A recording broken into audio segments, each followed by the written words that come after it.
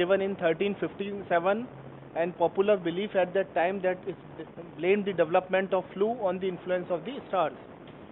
So what is influenza? It is a highly contagious acute respiratory illness which is caused by infection with influenza virus. So influenza is caused by the viruses, and the virus belongs to the orthomyxovirus.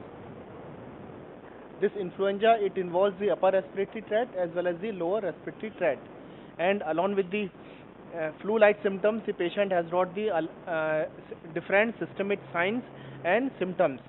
So brief description about the agent. So influenza, it is a orthomyxovirus. It is a highly contagious respiratory disease which is transmitted by the respiratory route, and there are three types of influenza: type A, type B, and type C. The type A has got moderate to severe symptoms. It involves all the age groups and affects humans, animals, birds. While the type B is a milder disease, it primarily affects the children and seen only in the humans. And type C, it is uncommonly seen in the humans, and is presents in a minor illness. The classification of the influenza, it is based on the antigenic characteristics of two antigens. One is a nucleoprotein antigen, that is NP antigen, and second is a matrix protein antigen, that is M antigen. So the classification depends on these two proteins. First is a nucleoprotein, second is the matrix protein. And this influenza A, this classification, that the influenza A, B, C, this classification is based on the NP and M, while this influenza A, it is further subdivided on the basis of two antigens. One is a H antigen, second is a N antigen. This H belongs to hemagglutinin and N belongs to neuraminidase. And there are 16 H subtypes and 9 N subtypes. This H1, H2, and H3, N1 and N2, they have been associated with the epidemics. So they are different forms of influenza A, and these are responsible for the epidemics. The particle is a irregularly shaped spherical particle, and the diameter is around 80 to 120 nanometer. It has got a lipid envelope, and there are two projections: H projection, that is hemagglutinin projection, second is the N projection, that is neuraminidase projection.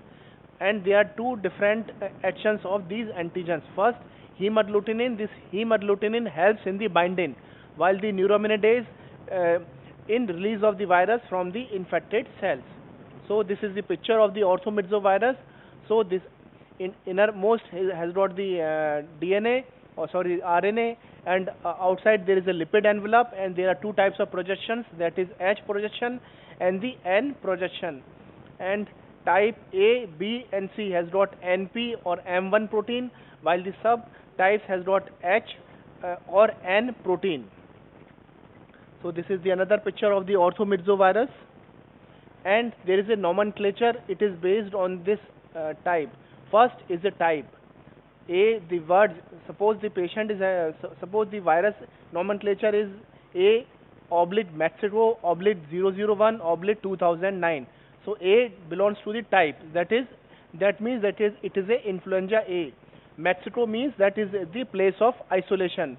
001 means that strain designation, that is the designation of this strain, and 2009 belongs to the year of isolation. And in bracket, if it is mentioned that is H1N1, that is, this is the H antigen subtype and N antigen subtype, that is hemagglutinin, and second N belongs to the neuraminidase. So this is the nomenclature of the influenza virus. This H and N antigen undergo periodic antigenic variations. So as the time passes by the different years, these H and N antigen undergoes antigenic variations, and there are two types of variation. One is a antigenic shift, and second is a antigenic drift. Shift means major antigenic variation, and it is associated with the pandemic. So whenever there is a major antigen change, it will lead to the pandemic. If it is a minor variation, it is known as the antigenic drift, and it will lead to the sporadic outbreaks or limited epidemics. This antigenic variation may involve either the H antigen or the N antigen. And since 1977,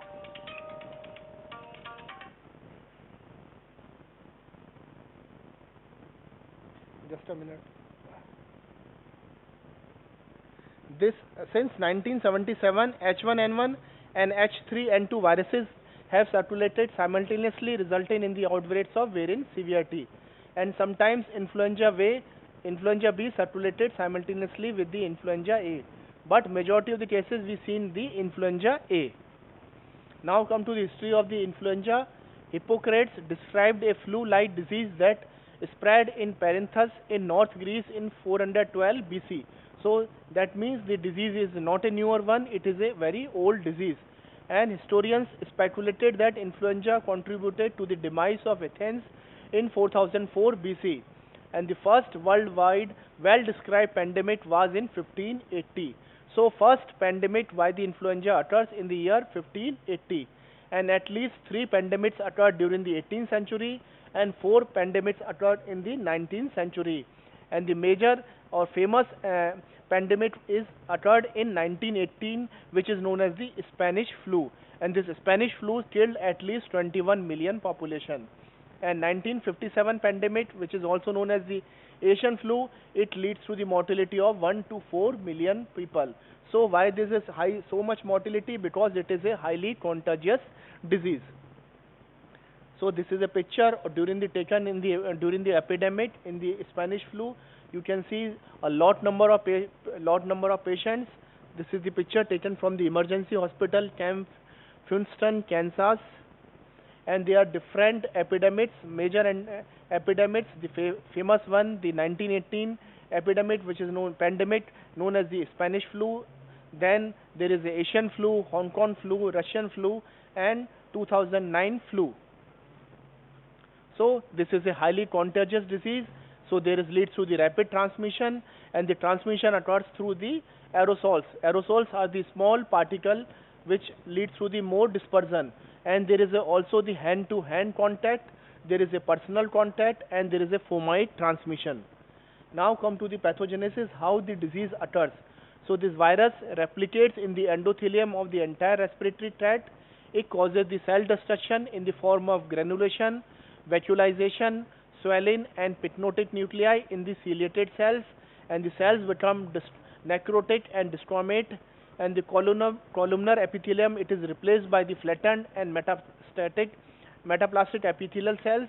There will be decreased ciliary clearance, impaired phagocyte function, and increased adherence of bacteria to the viral infected cells, which promotes the secondary bacterial infection. So initially there is a viral infection and it promotes the secondary bacterial infection. And the systemic symptoms, they are related to the induction of tumor necrosis factor, interferons, interleukin 6 and interleukin 8 in the respiratory secretions and in the blood stream. And the viral shedding begins on the contact and it continues for 10 days. And the severity of the illness, it correlates with the quantity of the virus shed, that is degree of viral replication. And the pre-existing cross-reactive immunity, it is major determinant in reducing the disease severity. And the virus dissemination outside the respiratory tract is uncommon in the humans, occasionally detected in the brain, heart, and fetus. That means the involvement of the virus is majority in the cases, it is in the respiratory tract. Starting from the upper respiratory tract, then it goes into the lower respiratory tract. And the clinical features, the incubation period is 1 to 4 days. The disease starts suddenly. There will be initially symptoms in the form of fever, chills, malaise, headache, myalgias, substernal soreness, nasal stuffiness, and occasionally nausea. There will be pain on the motion of the eyes, photophobia, and burning of the eyes. And the fever, it lasts from 1 to 7 days. Coryza, non-productive cough, and sore throat are present. And elderly patients may present with only lassitude and confusion, often without fever. So these are the main clinical features seen in the influenza. And the physical findings are usually minimal in uncomplicated influenza. So there are majority in the symptoms and minimum signs. There will be mild pharyngeal infection, post-nasal discharge, flushed face, and conjunctival redness. There may be enlarged cervical lymph nodes, so there may be cervical lymphadenopathy. And chest examination, it is usually normal. The patient may have, in advanced cases, the patient may have dyspnea, hyperapnea, cyanosis, diffuse rales, signs of consolidation. These are indicative of pulmonary complications. And symptoms of weakness or lassitude, they may persist for several weeks, and the pulmonary function abnormalities, they may persist for several weeks after uncomplicated influenza. Now come to the persons who are at higher risk for complications of influenza, and these group of persons are more prone to develop complications like children from birth to 4 years old, pregnant women, elderly persons, children and adolescents receiving long-term aspirin therapy. They are risk for developing Reese syndrome after influenza, persons having the chronic disorders of the pulmonary or cardiovascular system, chronic metabolic diseases like diabetes, renal dysfunction, hemoglobinopathies, or immunodeficiency, conditions which can compromise the respiratory function or increases the risk of aspiration, and residents of nursing homes and other chronic care facilities. So these are the persons who are at higher risk for complications of influenza. Now come to the complications. First, the most important complications are in the form of pulmonary complications. If the person is suffering from if the person is having primary influenza virus pneumonia, so it is the most severe form. The person will have persistent fever, dyspnea, and eventual cyanosis. The patient may have diffuse rales, and X-ray findings, they are consistent with diffuse interstitial infiltrates and or ARDS. And the arterial blood gas shows marked hypoxia, and the viral culture will reveal the high titers of virus. So this is the most severe form of influenza, that is primary pneumonia. Now another complication in the form of secondary bacterial infection, improvement over 2 to 3 days. It is followed by the reappearance of fever along with the clinical sign and symptoms of bacterial pneumonia. And the bacterial pneumonia can be in the form of Staphylococcus, Streptococcus, or H. influenzae, and there will be mixed viral and bacterial pneumonia, which is the most common. The person will have the mixed picture involvement. It is not as extensive as primary viral pneumonia. So the most severe form and the most lethal form is the primary viral pneumonia. And now these are the lethal forms of the H1N1 pneumonia. In the majority of the cases, it involves the involvement of the bilateral lungs, and it leads to the ARDS.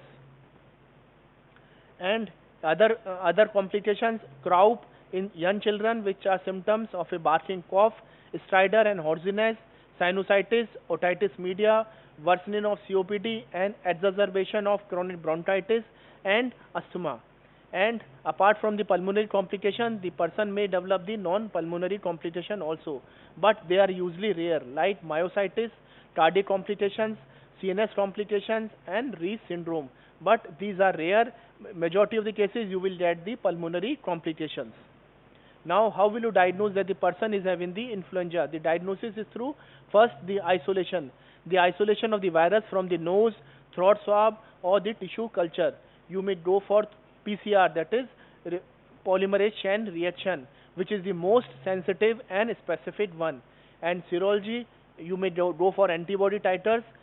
There are some certain rapid tests are also, and provisional diagnosis can be made if the person is having the clinical picture of influenza and there is a admission of the patient during the outbreaks.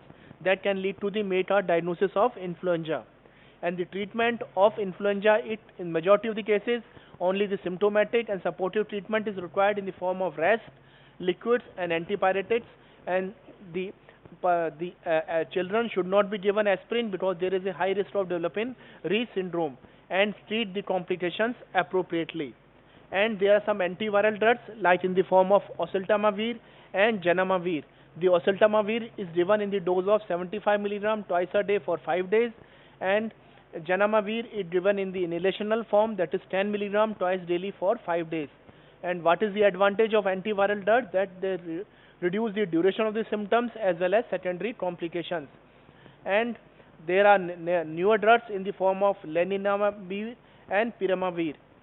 But in the majority of the cases, we are using the oseltamivir. In the treatment, we give it for 5 days, and if the prophylaxis, we give for 10 days.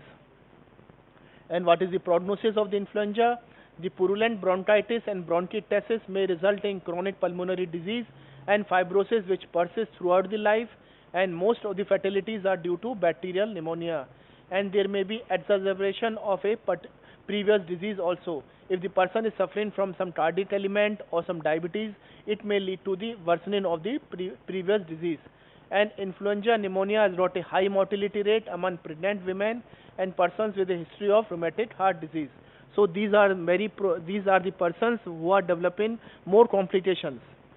And there is an influenza vaccine. There are two types of vaccine. One is a trivalent vaccine and one is a quadrivalent vaccine. The trivalent vaccine has got a antigen H1N1 and H3N2 and one of the strain of influenza V virus. It is known as the trivalent vaccine. This is a inactivated vaccine which is given either intramuscular or subcutaneous, and standard dose is 15 microgram and higher dose is 60 microgram, which is given in the elderly persons. And in quadrivalent vaccine there are three strains along with one additional strain of influenza V virus, and it is also a inactivated vaccine, but it is given in the form of nasal spray, and we gave single dose annually before the onset of influenza season. So this is the most famous or prevalent vaccine, that is the quadrivalent vaccine. So whenever the season of influenza is starting, we give the single dose annually before the start of influenza season and in the form of nasal spray. And what are the recommendations?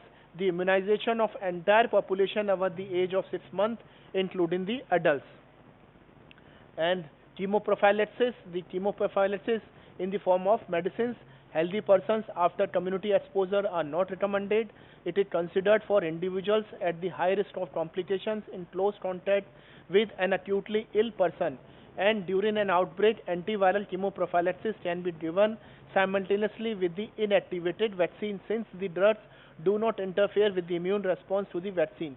So chemoprophylaxis can be given along with the vaccination. And concurrent administration of chemoprophylaxis and live attenuated vaccine may interfere with the immune response to the latter. So you should not use chemoprophylaxis along with some another live vaccine. And the antiviral drugs, they are not administered until 2 weeks after live vaccine, and the live vaccine should not be started until 48 hours after antiviral drugs are stopped. And the chemoprophylaxis, we can use oseltamivir in a dose of 75 mg once a day for 10 days. We can use a zanamivir in the dose of 10 mg per day by inhalation for 10 days. And prevention part, that is the most important part. How we can prevent with the influenza? That is the hand hygiene. You should clean your hands with soap and water or alcohol-based hand rub. Respiratory hygiene, cover your cough. Cleaning and disinfection of contaminated objects or surfaces.